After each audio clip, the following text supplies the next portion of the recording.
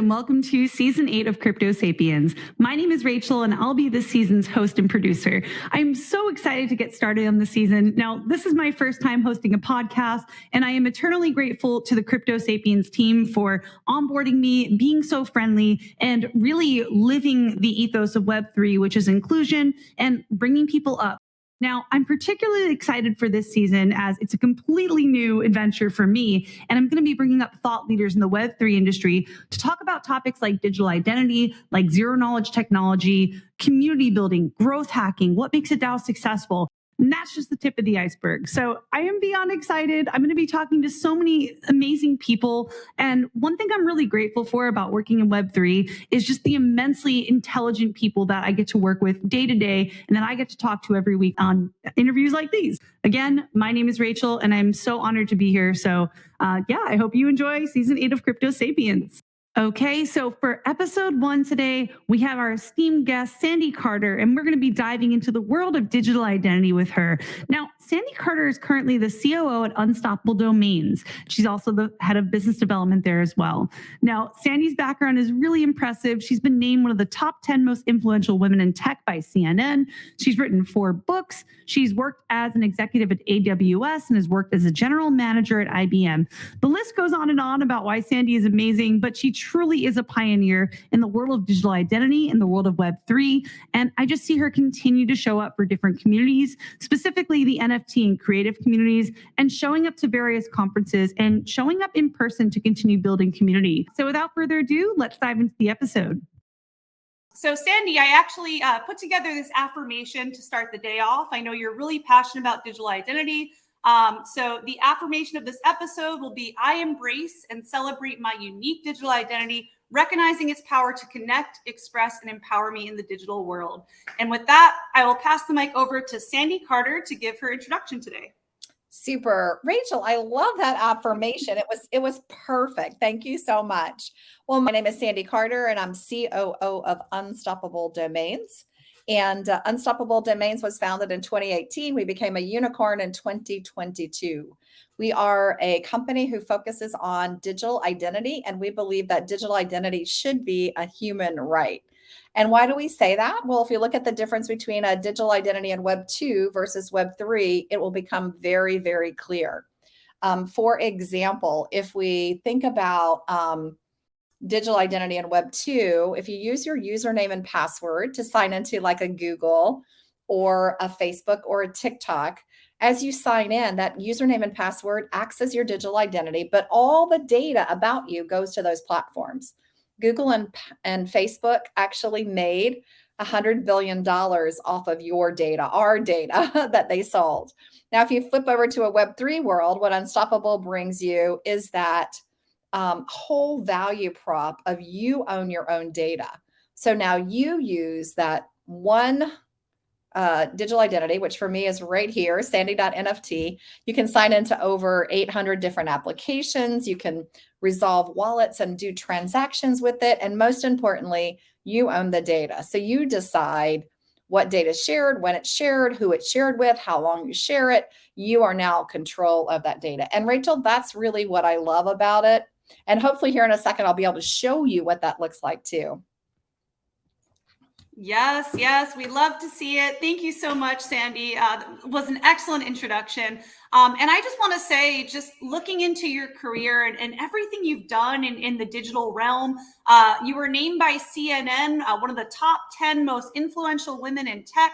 You've written 4 books. Just the list goes on and on. I looked at your Wikipedia page and I was like, oh my God, like this is just such an accomplished person. And it really looks like you focus on inclusion, supporting other women in the space, and just focusing on tech innovation. And I really just have to say, Sandy, I really admire you and I'm grateful for you joining today. So moving on, Sandy, you've gone into the introduction. I'd really love to give like a high level explanation to our audience today. Could you explain what digital identity means and why it's important in today's digital landscape? And also to tack on to that, how does Unstoppable Domains contribute to enhancing digital identity? Yeah, so a digital identity really travels with you throughout any platform that you're using. And so the power of the digital identity is that the data that's collected now is your data. It's not anyone else's data. So Rachel, for those who are watching along, I'm going to share a little picture of what that looks like. And if you're not following along on the podcast, then what I'd ask you to do is maybe go to ud.me/sandy.nft or looked at the pinned tweet up at the top of the screen on the Twitter space, and you'll be able to see what a digital identity looks like in a Web3 world. The first thing you're probably going to notice is that it looks very much like a LinkedIn page, except this is verifiable information. So you're actually credentialed, and everything that is here has been verified. So it's verified information. Up on the upper left, you can see that sandy.nft is there. That is my digital identity. I can use that to sign into Cook Finance or Atlantis Metaverse or Snook, a game, or Atari. I can use that same identity to sign into all of those different applications. That picture you see up there right above my name, Pink Mamba, and yes, that is my gaming name. So if you see that show up, you know that I'm like on the high scoreboard for a game. That is a Ready Player Me avatar. That avatar is super cool. First of all, we were able to give away that avatar, tied to your digital identity, to all the women who went to Fortune's Most Powerful Women Conference last year. And this now works in over 7,000 metaverses that use Ready Player Me avatars that have also integrated in with Unstoppable. Just a couple other things. You can see my wallets here. So guess what? I was in Vegas, and in Vegas, many of the stores accept crypto. So I was able to use sandy.nft to buy something in a real life store using sandy.nft. And you can see why, because it's connected here to 2 different wallets. On the right-hand side, still of that picture that you see up at the top, you'll see a token gallery. This is where all of my digital collectibles live. So whether that is a Boss Beauty that you see here, or something maybe a little bit more serious, like, do I have DAO voting? You can see that I'm able to vote in the Wild Pixie DAO, or that I've committed to the environment, not just talked about it, because I purchased a tree for every NFT I have acquired. That means that I've made all that carbon neutral. So you're not just hearing that I support climate, you're actually seeing my actions. One of the big differences between Web 2 and Web 3 is on Web 2, you can write different words for your brand, but in Web 3, you have to show those words. And just a couple other things. You see badging here. I can go talk to, all of my best friends. This is BFF. So here you can see there's a whole set of other folks there. I can message them if I want to.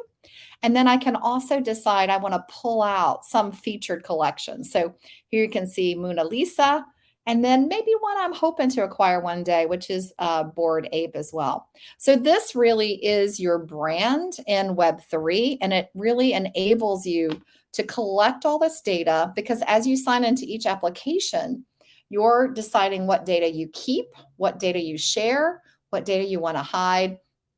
And then as you display it here, anything you've decided that is your data that you want to save shows up here, as well as anything that's been placed in your wallet. So it's very powerful, Rachel. And also, I find it very interesting to look at and brand yourself, right? That Web3 brand really comes alive. And it's just really impressive to see all the different communities that you support, Sandy, and holding different NFTs, which actually brings me to my next question. So I actually wanted to ask you about NFTs and digital identity today, which I'm sure is on a lot of people's minds. And Sandy, I know that you'll love this question, being an avid fan of the NFT space and being a supporter of so many of these communities.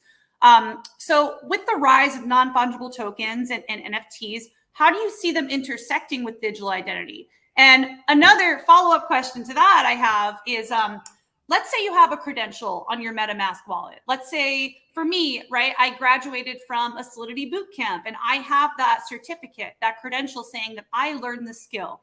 Now, what if the wallet were to get compromised? How do you prove that you have that credential? How do you back that up? Yeah, great question. So let me talk about the first piece, which is how does digital identity intersect with an NFT?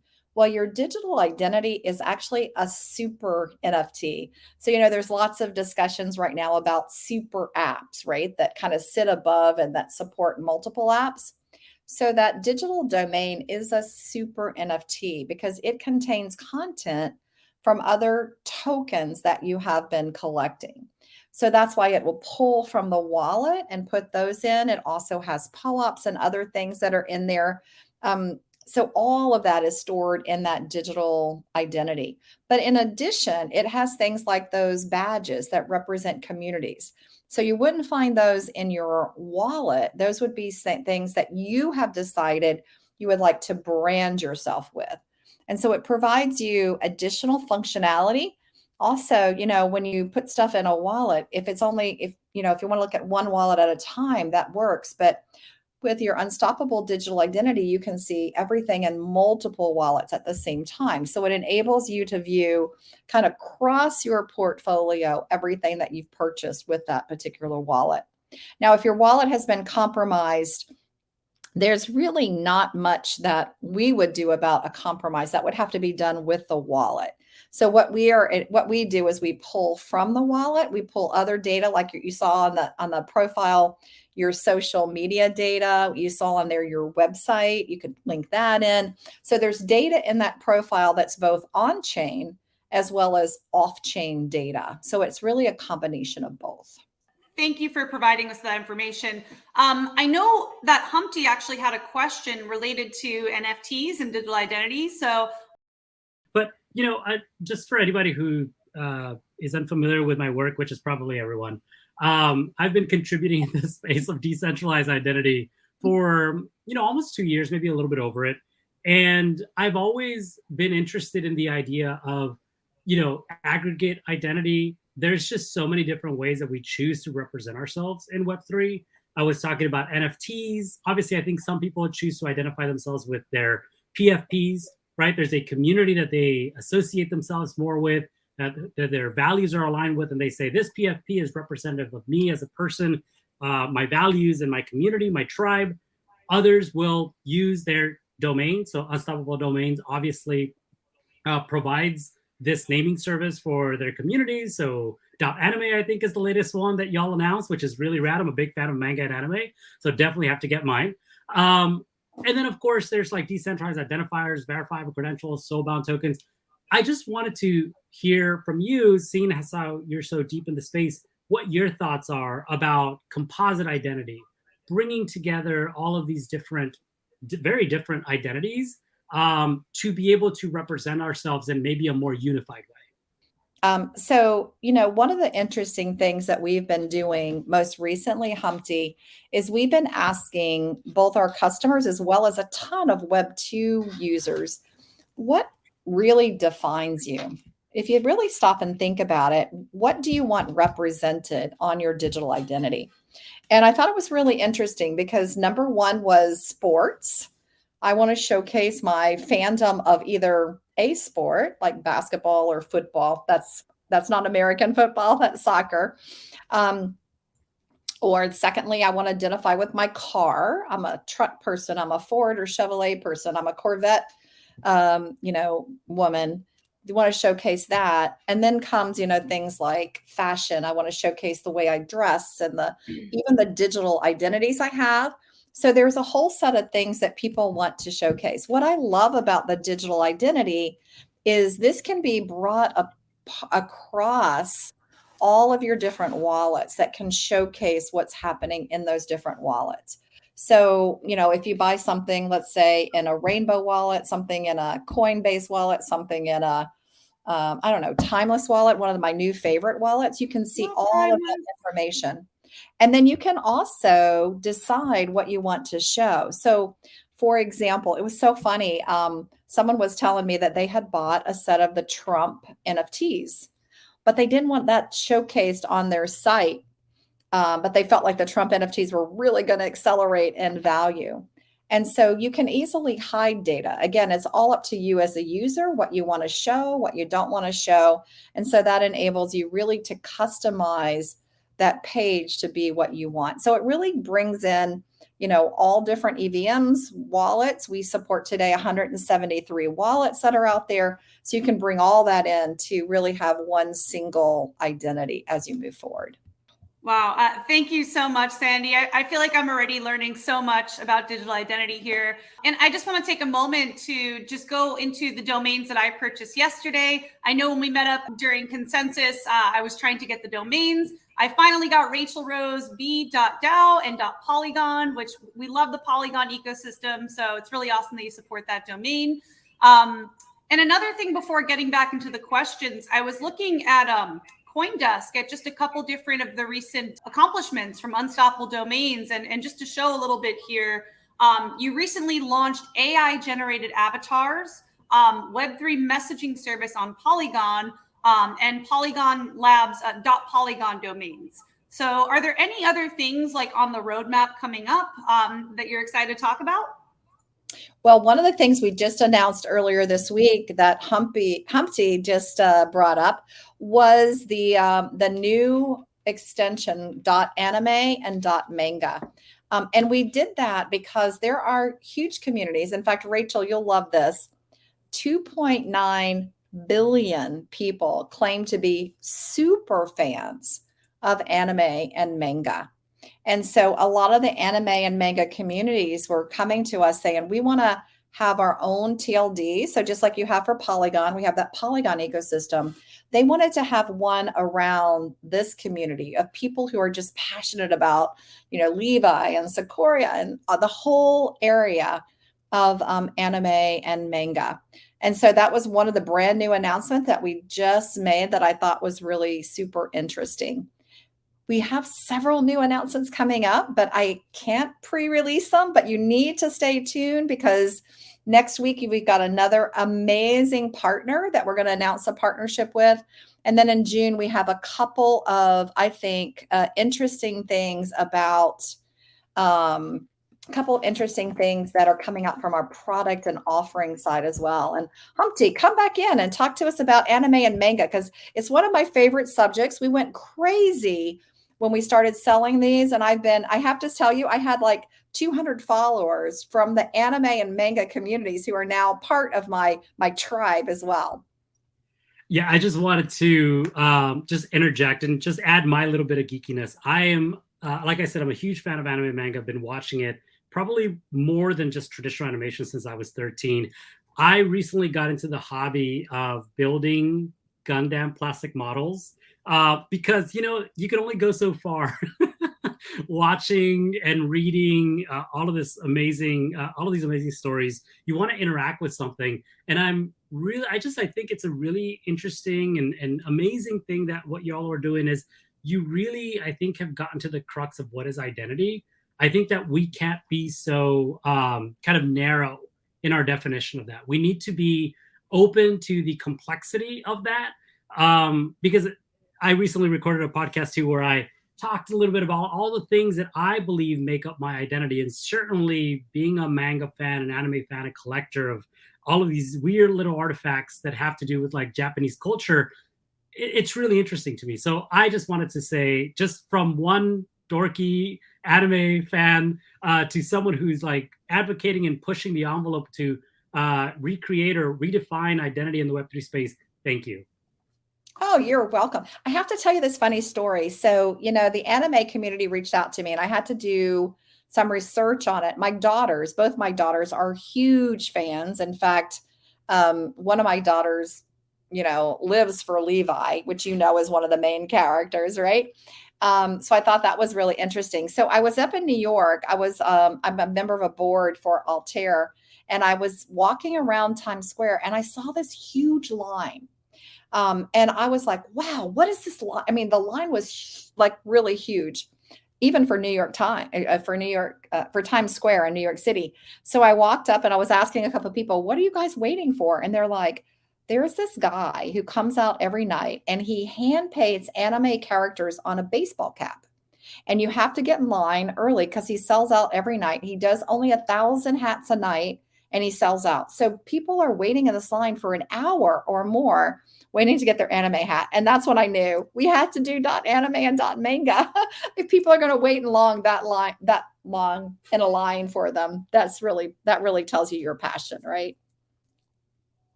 Well, Humpty's got his next destination now in mind. Awesome. Well, yeah, I love that you're just like kind of tapping into whatever these communities are passionate about and really just allowing them to show up and share their authentic self and just vibe out in whatever they're passionate about. So that's really awesome that Unstoppable Domains is doing that. We'd love to see it. Now, moving forward, Sandy, I really want to ask because, the topic of digital identity, I really think of a lot of challenges, such as like how to protect user identity, privacy, personal data. So Sandy, I'll open this up to just ask you, what are some of the major challenges in the current digital identity systems and how does Unstoppable Domains aim to address these challenges? Yeah, I think everybody, first of all, I think one of the challenges that a lot of people are facing is, is this digital identity representing a person or is it representing a bot? We have this challenge in spades across the internet today.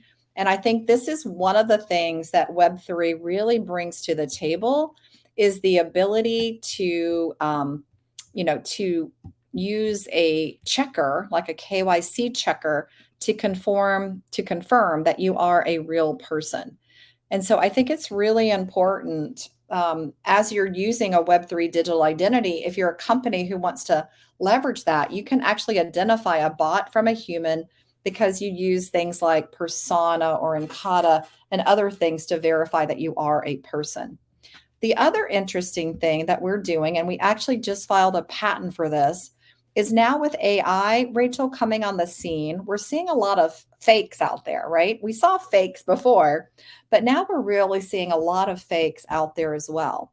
And of course, things being on chain, and as you're moving forward, there's a lot of technology that you can use to identify a fake.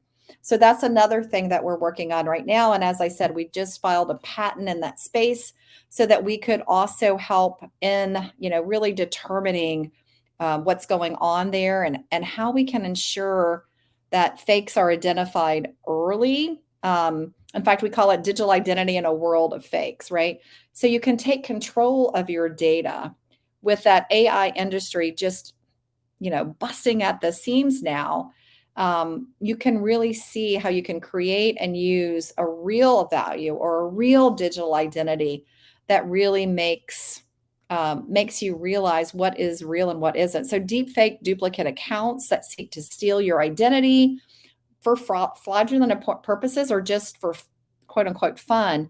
Now you can really identify those and how you make sure that Web3 and AI work together. So I think it's one of the more exciting parts of our space today is looking at and determining those deep fakes as well. So those are just some of the things that we're doing. You'll hear us coming out, later using AI more in security and really having that, I really believe in the convergence of AI, Web3, metaverse. I think that three of those, that convergence is such power and will bring so much to the next internet. Absolutely, Sandy. And that's really amazing that Unstoppable Domains is working to solve some of these pressing issues for people and utilizing technology in a safe way. Something I've often seen with Gitcoin is that they're working to help people against Sybil attacks. So I think getting rid of all of these bots and being able to verify identity is really important in protecting yourself. And by the way, we didn't disclaim this on the space, but none of this is financial or legal advice. This is strictly for educational purposes, just to educate the community and bring and shed light onto these concepts. So moving forward, Sandy, I really wanted to ask you, just aside from the challenges, I know one of them that comes up often is privacy and personal data. So what measures are currently in place to prevent misuse of personal data with digital identity? Well, this is really, Rachel, where the secret sauce comes in for digital identity. So when you go to log into an application using, let's say, sandy.nft, which I'm using here, and that application wants to use some of your data, what happens is that that application has to ask you for permission. So it says, can I use your email? Can I see your location? Could I see your age? Whatever it's asking for, it has to ask for it. And then you can say, yep, nope, or no to everything. And then you can log into the application. So then you know up front what information you're sharing. One of my funny stories, Rachel, is I was heading to a conference and I really wanted to wear under my suit jacket a t-shirt. So I went online and I quickly bought the t-shirt 2 weeks before the conference. And I counted them, 79 emails from this company trying to upsell me and cross sell me and do everything else around this to ensure that I bought another t-shirt. It was horrible. And I was just thinking, what if we had Web3 identity that I could have logged into that site with? I would have said no to sharing my email and I wouldn't have gotten 79 emails coming at me. And in fact, what's really fascinating is what we see in the future is that companies will really see disruption around marketing. Instead of buying lists, what we're going to see is companies having to figure out a way to entice people to share their data. So if I'm going to share with you my email list, what am I going to get for that? So for example, right now we're working with Relic Tickets, which is a ticketing company. They do tickets as an NFT. Some of their events that they're focusing on, what they want to do is they want to say, well, if you've already bought a ticket this year, and I can see it because it's in your digital identity, I now will give you a discount for next year's ticket, or I will give you a VIP seat, or I'll do something. So now they're enticing you to tell them that you went to that event or to show that. Or I've seen people now say, if you give me your email, I will invite you to events that are happening in your city if you tell me that you live in San Francisco, California, or New York City. So I think these type of things we're going to see much more frequent, where people are going to be asked for their data, but companies have to figure out how to entice them or reward them for providing that data.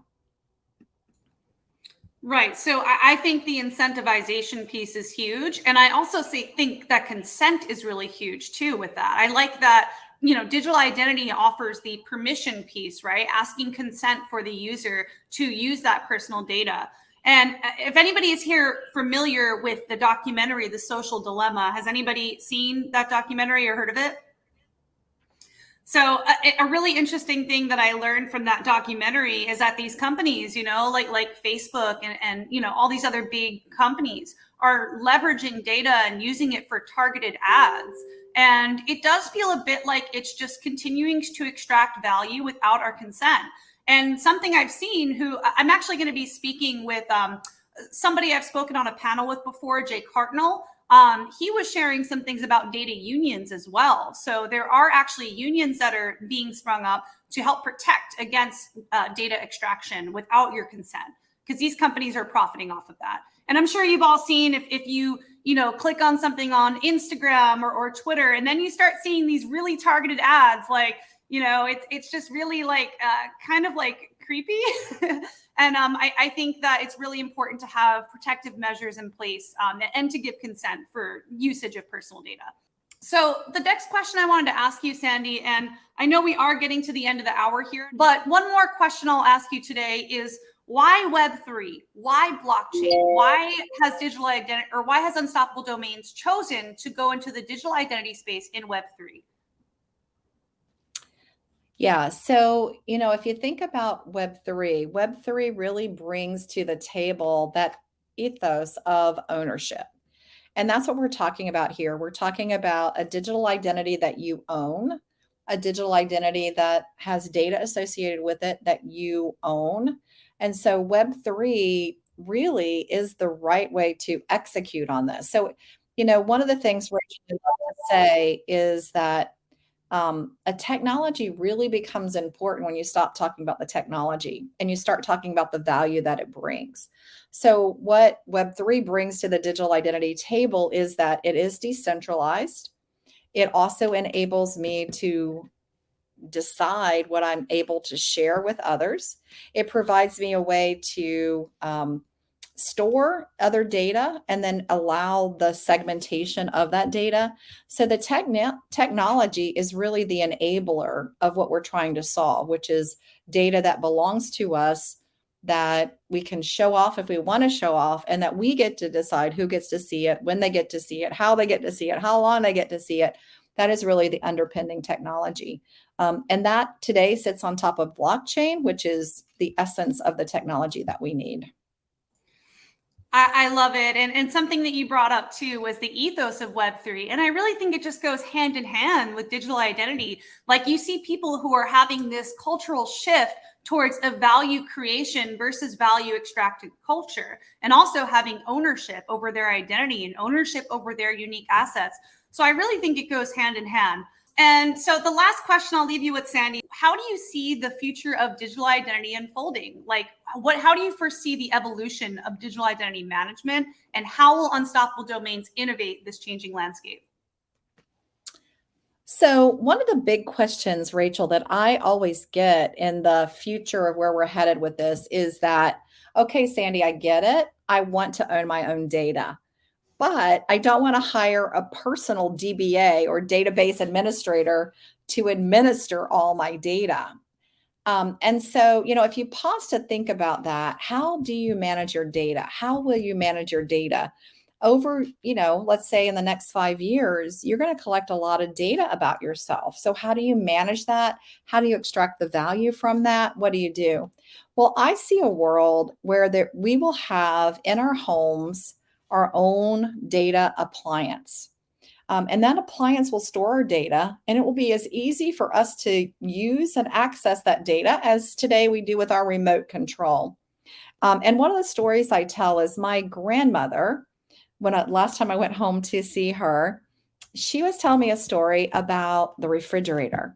And she said, Sandy, when I was growing up, when I was a girl, we didn't have refrigerators in our home. And in fact, a lot of people said, oh, wow, they're so hard to use and so hard to figure out how to get ice that those will never be available in everybody's home. And what do we have today? Like, how many houses do you go into that don't have a refrigerator? I think we're in the same place today with a data appliance. I think in the next 5 years, we'll see these data appliances coming so that we will be able to manage that. And again, it'll be easy as, operating our refrigerator, or as easy as operating our remote control. So I do see us doing that. The second prediction I have is that you're going to start to see more and more, I would say, essential data start to be stored in our digital identity. And what do I mean by that? Well, California DMV, which has all our motor vehicle registrations, has just decided to take your car title and create that as an NFT that lives on chain, and that is what you will renew for your car title. I'm so excited about that, making it much easier to do that renewal. Much easier, it's a token that you could transfer ownership. It has so many really cool items. It is an experiment that they're doing today, but a lot of people copy the innovation of California, so I think that's exciting. And I was just in New York City with 100 healthcare startups, and they were saying, Sandy, we want to put healthcare data on NFTs and have all your healthcare data there. And why? Well, the real power, and they shared this with me, they said 60% of misdiagnosis are done because the doctor doesn't have all of your healthcare data. They may have like your blood work or, your blood pressure and your temperature, but they don't get everything. Like, what happened the last time you went to the dermatologist or to the dentist? And so if you had all that data, obviously hidden, you don't want to share your blood pressure with everybody out there on the internet. If you had all that data, would you be able to share that easily? Rachel, because you just saw me in Consensus, I was hobbling around because I broke my femur. I broke that femur in Brazil. Do you know it took 8 hours to get the records to Brazil so that I could have emergency surgery on my femur? Imagine if I had had that on my device and I could have just given them to them, how much easier that would have been on lots of different people, including I me. completely agree with that. And, my work at Opolis has shown me like how important healthcare is, and having things transparent and data available. I actually, like I mentioned, completed a Solidity boot camp, and our finishing project was actually called Smart Health. So that was a way to have patient data on chain, because it turns out patient data currently in the healthcare system is actually extremely vulnerable. There's not a lot of security measures in place, and it really just needs a complete revamp. So I totally see the significance of digital identity and blockchain technology in the world of healthcare. This will be posted wherever you can listen to podcasts. This will be on YouTube, and we highly, highly would appreciate if you could give Crypto Sapiens a follow, subscribe on YouTube, and also check out our podcasts. So the first resource will be the Unstoppable Domains website. The second will be 2 links to connect with me and Sandy. The third will be next week's Crypto Sapiens episode, which will be focused on Web3 and AI. So Sandy, I know you'll love that one. And we'll be speaking with GM Chad, founder of ETH San Diego, and Kayla as well, who has worked with DAO LA previously and has done a ton of work in the Web3 space. So I'm really excited for that one. I'm sorry. The only closing thought that I would like to leave everybody with is, a lot of people, when they see a new technology, they overestimate its impact in the short term. So, we saw this right with NFTs. Oh my gosh, they're going to take over the world, Web3, blockchain. And so when they don't move fast enough, sometimes people drop out, right? The beginning's so exciting, but then they don't stay for the middle. But people underestimate the impact of technology in the long term. So I would encourage everybody, go get your digital identity today. We'd love to have you at Unstoppable, but there's a couple other choices out there too. And start building up your Web3 brand so that you're ready, because I know that we're underestimating the impact of blockchain and Web3, metaverse, and AI today. I think they're going to have more of an impact on the next generation of the internet than we can even imagine.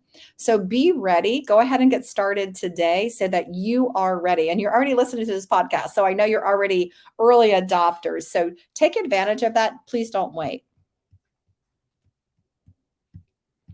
Awesome. Thank you so much, Sandy. Well, I'm going to close out the video. Thank you to our viewers today watching this video, and to the listeners of our podcast. Thank you for joining Crypto Sapiens. And thank you, Sandy. Okay, friends. So before we end today's episode, I just want to take a moment to thank projects like Bankless DAO and projects like Opolis for making season 8 of Crypto Sapiens possible. So I just want to draw your attention to the links in our description. If you're watching on YouTube, you'll see the links there. Or if you're listening to our podcast, you'll also see the links in the description. The first is going to be Bankless community. And for those watching the video, I'll go ahead and share my screen. So you'll see here Bankless DAO's website. You'll also be able to learn more about how to join Bankless DAO, the different guilds, and different projects that we're working on at Bankless DAO. And there really is something for everyone here. I think it's an amazing starting point for those looking to get involved in Web3. If you're listening to this and want to learn more about how to get involved, Bankless DAO is an excellent starting point. There's guilds for just about any interest here, so I highly recommend going to Bankless community, joining the Discord, and saying hi and making some friends. To stay up to date on all things Crypto Sapiens, go to cryptosapiens.xyz. Here, you'll see all of our podcast episodes uploaded with a brief description of what they are, and you can also download them from here. Now, last but not least, a lot of you know me actually from my work at Opolis. So Opolis, if you don't know, is a digital employment cooperative. We do things like offer employer services to those working in the Web3 space, working on DAOs, or running their own independent business. So we help issue W-2s, pay stubs, and get you things like national healthcare coverage. So if this is something you're interested in, click the link in the description. All proceeds for referrals go towards supporting Crypto Sapiens. Thank you so much for tuning in for today's episode of Crypto Sapiens. As always, stay tuned for next time, and thank you again for joining.